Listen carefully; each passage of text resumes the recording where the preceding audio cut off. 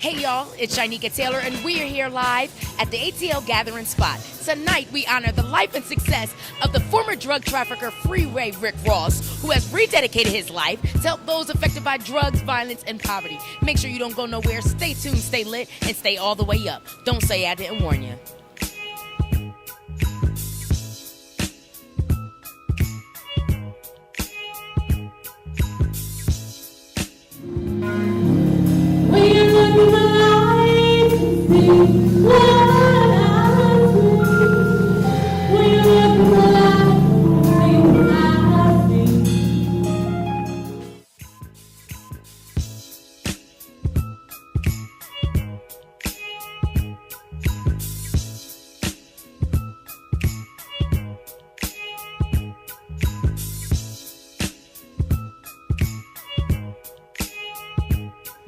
Hey, y'all, I found the real Rick Ross. He's out here blinging, doing his thing. How you feeling tonight? Wonderful, wonderful. That's good. All right, so let's just talk about what the freeway literacy means to you.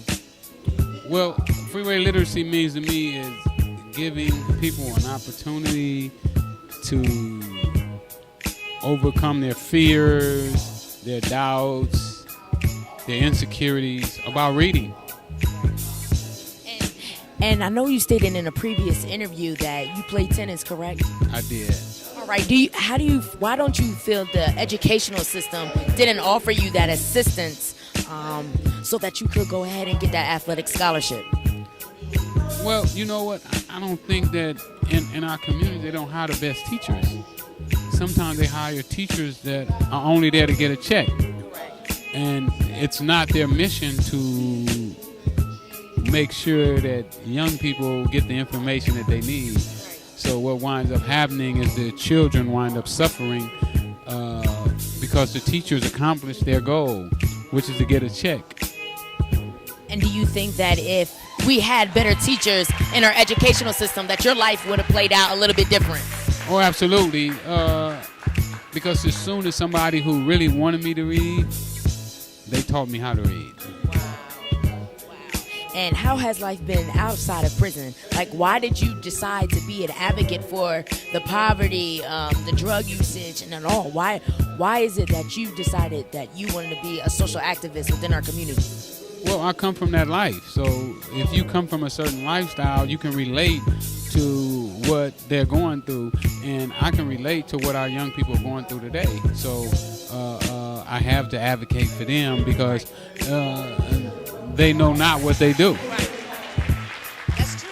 That's very true. And do you think the government plays a role within importing drugs into our impoverished communities?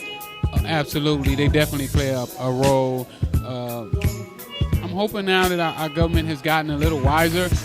You know, we got a hair run epidemic right now, and it's not little black kids, it's little white kids. And they're treating it different. They're treating it like it's a medical issue and not a criminal issue. So I'm hoping that they have learned a lesson and not doing it just because one is black and one is white, but that they really want to help people who are hooked on drugs and who have problems. And how important do you know, the presidential elections are right around the corner, 2 days from now. So how important is it living in 2016 and we do have a lot of racial disparities? Well, you know, this is going to be my first time voting. And you know, I'm casting my vote behind somebody who I feel maybe not helped me directly, but Maxine Waters is like my auntie, godmother. She's supporting Hilary Clinton, so I support Hilary Clinton. And this will be my first time voting, and I'll be casting my vote for Hilary Clinton. Well, you guys heard it best. This is Freeway Rick Ross. Make sure you continue to support him. Tell him about your book that you're coming out, because I want to read it. I know it's deep. Well, you know, my book, it's been out for a year now. I'm a best-selling author. It's the nickname, the guys on the streets just calling it the Ghetto Bible. Yes, the Ghetto Bible. It's deep. I wrote it while I was in prison. When I didn't know if I would ever be getting out again. And it was kind of like my letter of throwing back to the community saying, hey, this is my words to you. Amazing. Yeah. Just wonderful. Well, Madtalkin, y'all already know what it is. Make sure you continue to support. We got an activist in the street. He's cleaning the streets up. So you already know we're about to hear from his support. Oh, yeah, my website is freewayrickyross.com. Check me out.